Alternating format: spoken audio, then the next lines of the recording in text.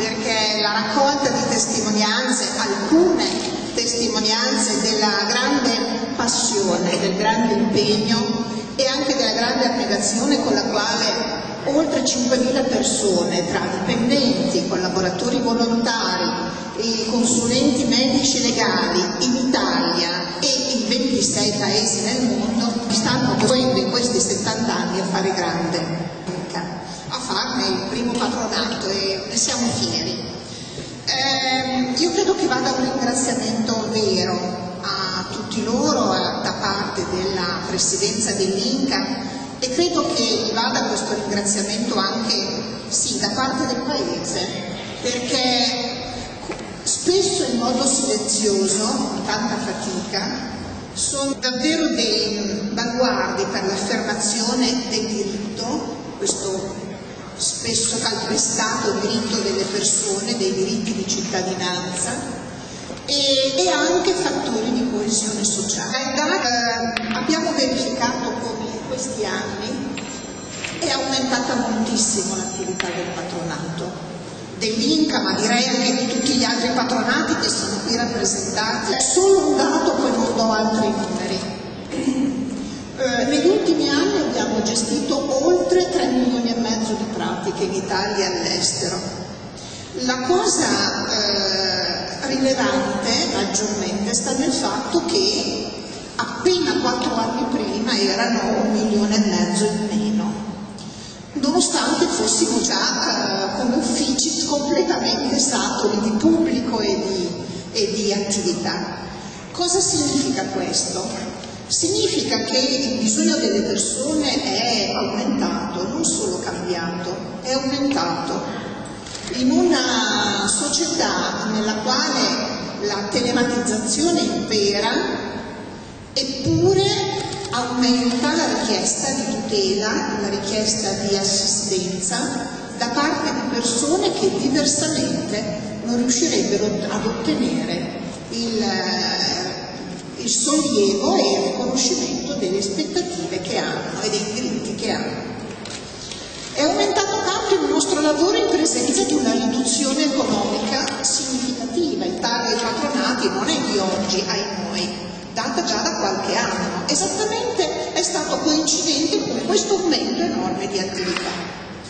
Ora, siccome continuamente leggiamo sui giornali, ogni volta che si prospettano tagli, come questi tagli siano motivati anche dal fatto che le organizzazioni sindacali si avvantaggerebbero dei servizi sindacali, via più del patronato, a scopo economico, per aumentare le loro risorse, quindi un finanziamento tra virgolette pubblico al sindacato, ebbene noi dobbiamo sapere tutti, e lo diciamo a gran voce, che è vero l'esatto contrario, che con il taglio ai patronati, al fondo dei patronati, noi dobbiamo ringraziare un grande senso di responsabilità della CGIL, rappresentata qua da Susanna Camusso, da tante di tutte le camere del lavoro, che nonostante i tagli si sono fatti carico con risorse ingenti di coprire quella mancanza di tagli, esattamente per permettere che i cittadini non perdessero il servizio che abbiamo potuto in questo modo mantenere. Quindi a chi dice che il finanziamento pubblico è funzionale al finanziamento al sindacato, deve invece sapere che il finanziamento pubblico è largamente insufficiente e che il sindacato oggi come ieri che si fa carico di questi servizi per la cittadinanza. Ma è un impegno preso esattamente 75 anni fa, perché quando nacque l'Inca, leggendo ovviamente dai nostri documenti, si vede proprio che il primo problema che si pose fu: a chi lo rivolgiamo questo servizio? A tutti i cittadini o solo agli iscritti? In modo gratuito o in modo oneroso? E lì nacque l'idea del servizio universale rivolto a tutti e gratuito come diritto di cittadinanza. Noi abbiamo cercato di mantenere fede a questo principio e per questo ci siamo battuti tanto anche durante i mesi della discussione per la legge di stabilità contro il taglio, esattamente per questo motivo,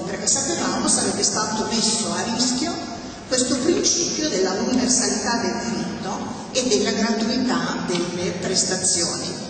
Io devo ringraziare i parlamentari qui rappresentati da Cesare Damiano e Sacconi, che tanto ci hanno aiutato davvero, le tante firme di dibattito che hanno intrapreso tanto ci hanno aiutato, esattamente per confermare questa idea. E su questo noi vogliamo continuare a muoverci anche in un ragionamento certo di evoluzione, di riforme, di cambiamento, perché tutti abbiamo bisogno di porci il problema anche del cambiamento. Fatemi fare un passaggio rispetto a un elemento particolare di difficoltà del nostro lavoro quotidiano. Afferisce al fatto che il concetto di certezza del diritto non sappiamo più dove sta.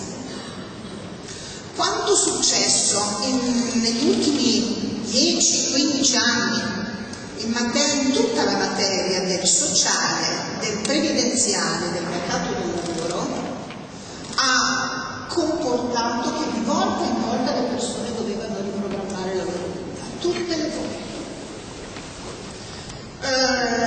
Noi abbiamo avuto parecchi episodi, troppi episodi di situazioni nelle quali, certo, nel nome anche di problemi economici e di ristrettezze economiche, ma sono stati sempre gli stessi a pagare. Sembra quasi che ogni governo così succedeva dovesse fare la riforma del mercato del lavoro, la riforma dell'assistenza, la riforma della previdenza, scontrandoci anche a volte con qualche dilettante allo sbaraglio che ha usato i diritti delle persone come fossero merci verso l'Europa e non solo. Ora, cosa significa questo? Che in particolare il tema della previdenza, non mi ci voglio addentrare più di tanti perché siamo tutti ansiosi di sentire anche i pareri di tanti esperti che abbiamo qui a questo tavolo, però il tema della previdenza è davvero molto delicato, va maneggiato con cura. Ogni istituto che si tocca, sia che riguardi gli anziani, sia che riguardi i giovani, ha di volta in volta ripercussioni sulle altre generazioni. Questo ci dice anche l'ultima sentenza. Ci si è chiesti in tanti se la sentenza della Corte Costituzionale fosse giusta. Troppo pochi si sono chiesti perché invece la legge che è stata dichiarata incostituzionale era così ingiusta per colpa.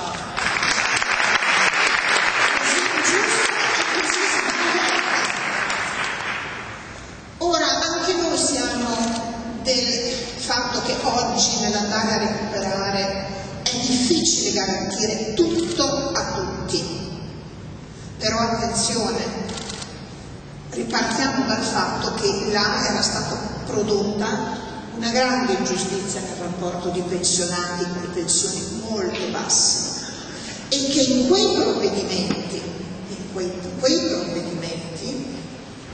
in realtà c'era un filo che penalizzava gli anziani, i pensionanti, i giovani, tutti, e che il grosso del risparmio è stato colto solo e prevalentemente dal capitolo previdenziale. Ora, io se ho letto bene l'intervento di ieri del Presidente del Consiglio, mi dirà se è vero o se sbaglio, mi pare di cogliere una consapevolezza che bisogna mettere le mani in modo un po' più ampio a tutto ciò che di sbagliato è stato prodotto dalla Monti Fornero in poi. Lì c'è un mare di ingiustizie che è un mare di rigidità che se oggi si è in condizione di riprendere in mano, lavorando ad una maggiore flessibilità nell'accesso alla pensione, una maggiore equità nel rapporto tra le generazioni e anche una maggiore possibilità per i giovani di costruire una pensione futura, noi diciamo è proprio il momento buono e chiediamo anche immagino che Susanna lo farà con più forza e più efficacia di me, che questo processo sia un processo accompagnato dal dialogo sociale, perché proprio quando era ministro Cesare Damiano si è dimostrato che con il dialogo e con il confronto si possono costruire anche delle cose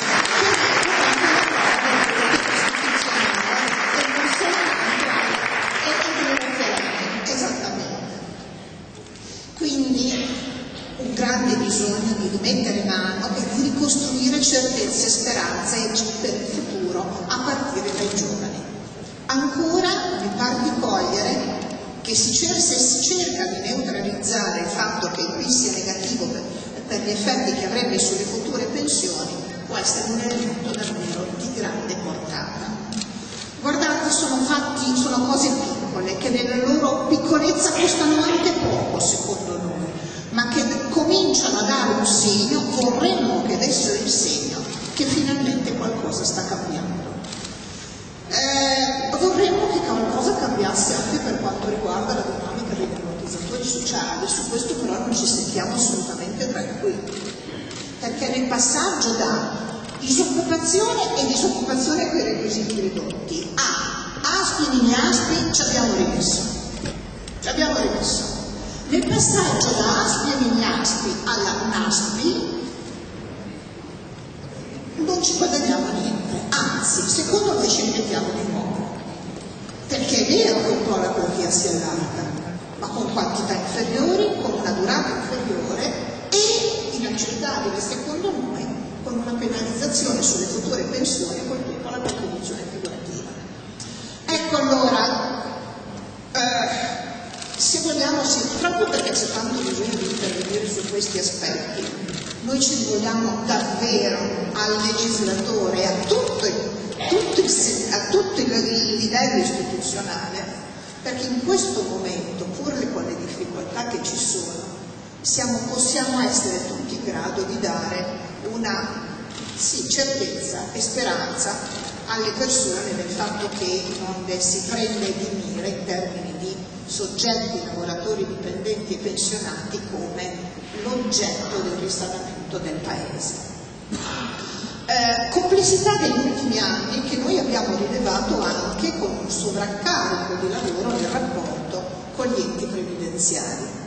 Oggi non c'è qua il direttore dell'INAIL che non sta bene, ma il ragionamento è abbastanza comune, seppure ovviamente l'INPS è tanto più grande che la nostra attenzione è anche di solito maggiore nei rapporti con l'INPS. In due parole vorrei dire che l'INPS e l'INAIL sono stati gli istituti, le parti della pubblica amministrazione che più sono modificate, più si sono riorganizzate in questi anni. Lo dico senza nessuna piaggeria, parlando così tra noi, quei cittadini, sentiamo proprio che l'INPS è percepita comunemente efficiente e ci dà piacere. Quanto di questa efficienza derivi dalla intermediazione che siamo riusciti a mettere in campo per permettere all'INPS di trasformarsi, i cittadini ce lo riconoscono quotidianamente e noi lo rivendichiamo. Che cosa significa? Significa che nel processo di trasformazione interno agli enti si è operata un'azione di esternalizzazione gratuita, perché è coperta dal fondo patronati, verso le attività svolte dai patronati, che ha permesso la riorganizzazione interna alla pubblica amministrazione e ha permesso anche di reggere a quella grossa botta e di taglio economico che era stato imposto anche agli stessi enti previdenziali. Ora, noi speriamo che la fase critica sia passata e abbiamo bisogno di ragionare del futuro. Ragionare del futuro secondo noi che cosa significa? In pochi ci credono, perché la vulgata è che il patronato prolifera dalla inefficienza della pubblica amministrazione. Ma io posso garantire per tutta l'INCA e per tutta la CGIL che per noi è importante una pubblica amministrazione che funzioni. Per amministrazione che sia in grado di erogare in modo automatico il riconoscimento del diritto alle persone. Ci sono dei paesi in Europa nei quali alla maturazione del diritto a pensione arriva la lettera, tanti nostri uffici ce la fanno vedere: sai, hai maturato il diritto a pensione, la vuoi o no? Noi davvero speriamo che l'operazione, la mia pensione, la tua pensione, adesso non è... Comunque, quella operazione che viene fatta e che nasce dalla vecchia idea della busta arancione, sia l'inizio del poter dire alle persone: ti tengo costantemente informato di ciò che sta avvenendo nella tua posizione assicurativa, perché dietro a questo c'è anche un'azione di responsabilità individuale poi nelle scelte. Ti tengo costantemente informato, sappi che le tue condizioni di diritto sono oggi queste, domani saranno queste, in modo tale che ci sia un elemento anche di partecipazione e di maggiore trasparenza della pubblica amministrazione verso il cittadino. Noi pensiamo che sarebbero tante le prestazioni che possono essere erogate in modo automatico. In questo non temiamo per il nostro ruolo, vorrei essere chiara, perché noi pensiamo che rimane inalterato il fatto che occorre sempre un ruolo di consulenza. Noi vorremmo essere i consulenti globali del cittadino per tutti gli ambiti e tutti i momenti della loro vita. Quindi non teniamo una pubblica amministrazione che funzioni. Chiediamo invece, questo sì, di essere riconosciuti come un soggetto alla pari, in una funzione non solo di intermediazione, ma una funzione di complementarietà nelle funzioni per fare in modo che ci sia davvero il cittadino al centro. E se vorremmo essere a questo punto considerati alla pari, significa che chiediamo anche di avere il medesimo accesso che ha il cittadino oggi ai dati, quando invece spesso e volentieri siamo estromessi. Vi faccio un esempio che si riferisce alla situazione degli immigrati che vivono nel nostro paese. Il Ministero dell'Interno, se ha potuto gestire la situazione riferita a permessi, rinnovi, ricongiungimenti, cittadinanza, la fa solo perché ha chiesto l'aiuto ai patronati e noi ci siamo prestati con grande modestia, ma le file davanti alle questure sono finite. Abbiamo intrapreso anche un'azione vertenziale verso il Ministero. Insieme alla CGIL siamo promotori di una class action, perché noi riteniamo che le modalità di corrisponsione del riconoscimento della cittadinanza, come oggi avvengono e per i tempi con i quali avvengono, siano sbagliati. L'abbiamo vinta questa class action e il Ministero è chiamato ad avere chiarezza. Ora il Ministero oggi ha previsto una procedura nuova, ben venga, peccato che ha deciso di estromettere totalmente i patronati. Allora, quando noi parliamo di una pubblica amministrazione che funzioni, intendiamo una pubblica amministrazione che, nella misura in cui capisce di avere dei problemi, come ha il Ministero degli Interni per la cittadinanza, non se la cava mettendo la polvere sotto il tappeto e magari dicendo così non ho più la rottura di scatole dei patronati. Se la cava magari invece cercando una relazione più positiva che possa permettere di corrispondere a quel bisogno delle persone in modo più preciso e più puntuale. Fuori di polemica, io penso che questo sia anche il nostro futuro, e cioè sia quello di accompagnare un'azione di rinnovamento della pubblica amministrazione in senso lato, dalle anagrafi alle ASL agli uffici del catasto, in senso lato, che nella misura in cui riescono o vogliano riuscire ad essere più immediati nel rapporto con il cittadino e anche a sburocratizzare un po' i loro percorsi, siano in grado di avvalersi di questa positiva relazione e intermediazione che possa permettere anche di poter efficientare l'intero sistema. Noi in questo ci siamo resi disponibili al Ministero del Lavoro, ci siamo resi disponibili durante la discussione per la legge di stabilità, ci rendiamo disponibili nel rapporto con il welfare locale.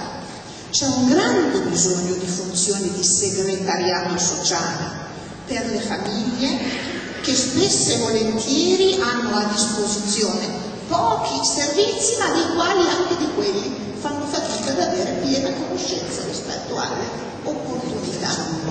Ecco allora che se riusciamo a far parte di questa rete, diventa una rete che convalida sempre di più quella funzione pubblica che anche a livello costituzionale ci viene riconosciuta, pur essendo noi un soggetto privato e pur agendo certo in rappresentanza dei singoli cittadini e come soggetto anche di parte.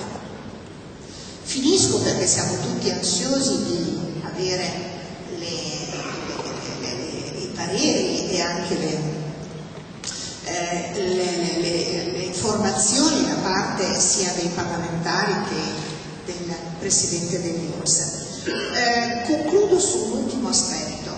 La legge di stabilità ha lasciato tagli ulteriori e ha lasciato, viene detto, un bisogno di riforma ulteriore. Ora, sarà il legislatore, credo, e il governo a dirci che cosa intendevano con il nuovo testo della legge di stabilità. Noi pensiamo ad una cosa come sistema. Noi pensiamo che il principio della universalità del diritto e della gratuità del diritto, soprattutto per quanto riguarda l'insieme delle prestazioni che afferiscono ai diritti costituzionali, debbano assolutamente essere salvaguardati. Per noi riforma non significa far pagare il cittadino per il fatto che ha bisogno di un sostegno per esercitare dei diritti riconosciuti dalla Costituzione e che devono essere erogati dalle pubbliche amministrazioni. Per questo motivo noi pensiamo che in primo luogo debba essere definito l'ambito o ridefinito l'ambito del dovuto, e cioè l'ambito delle prestazioni che tutti i patronati devono obbligatoriamente mettere a disposizione di tutti i cittadini e gratuitamente. Era un discorso che era già iniziato col Ministero del Lavoro, vorremmo che continuasse. Vorremmo quindi che propedeutico a tutto questo ci fosse il fatto che ogni attività che ci viene richiesta dagli enti per intervenire a sostegno della loro azione fosse un'attività che ha un valore che viene riconosciuta. Si parla molto di convenzioni con la pubblica amministrazione anche per le attività ulteriori. Noi diciamo, bene, anche qua, con quali accorgimenti? Qui parliamo di un rapporto di soggetti che svolgono funzioni pubbliche con amministrazioni pubbliche. Ecco, noi pensiamo che anche su questo una regolamentazione serva, che serva una regolamentazione di trasparenza, perché riteniamo non positivo quello che si sta cominciando a diffondere di trattative private, di atti che non sono di evidenza pubblica, a volte di logiche che assomigliano a quelle degli appalti con la logica del massimo ribasso. Ecco, quando si ragiona di una pubblica amministrazione che chiede ad un soggetto di intermediazione di farsi carico per l'insieme dei cittadini di agevolare attività e di agevolare essa stessa amministrazione, noi pensiamo che questi debbano essere atti di evidenza pubblica a disposizione dei diversi patronati, dopodiché ognuno di noi dirà se è in grado di stare a quelle richieste o no. Ma insomma la raccomandazione è: cerchiamo di evitare che quanto è succeduto negli appalti fra un po' di tempo ci accorgiamo che sta succedendo anche nel rapporto con i patronati. E l'ultima cosa è quella che se ci sarà uno spazio per ulteriori prestazioni aggiuntive, ma diverse da quelle dovute e diverse da quelle nel rapporto con la pubblica amministrazione, quindi una riorganizzazione che amplia il raggio d'azione, noi continuiamo a non pensare che debbano essere, tra virgolette, a libero mercato, ma semmai che si possa parlare soltanto di rimborsi spese. Quindi molto ben regolato rispetto a una logica, una dimensione e ad un'attività che non pensiamo debba diventare mercato, perché in questo ambito invece noi pensiamo che di mercato ce ne sia già fin troppo e che ci sia un grande falcettariato individuale e collettivo che sia fatto coperto da foglie di fico che si chiama qualche nome di pseudopatronato e che non assume la responsabilità del servizio di natura pubblica e del servizio di natura gratuita, così come è nella nostra storia, ma è nel nostro presente e vorremmo che fosse anche nel nostro futuro.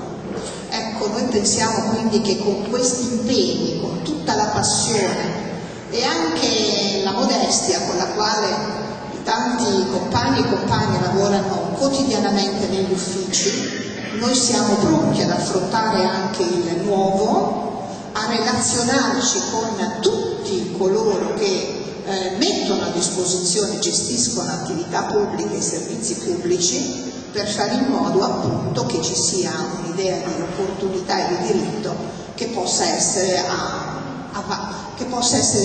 disposizione di tutti i cittadini italiani o stranieri che siano. Vi ringrazio. Del prossimo futuro, quale le sembra più consono e più vicino all'essenza stessa del patronato? Direi il patronato come costruttore di una rete di solidarietà e costruttore di una rete che crea diritto e che anche nei rapporti con le pubbliche amministrazioni e con le amministrazioni locali riesce ad essere il soggetto che è in grado di accompagnare le persone appunto in presenza di una pubblica amministrazione che speriamo davvero si rinnovi, sia in grado di autoriformarsi e di essere più tempestiva nell'accogliere i bisogni delle persone.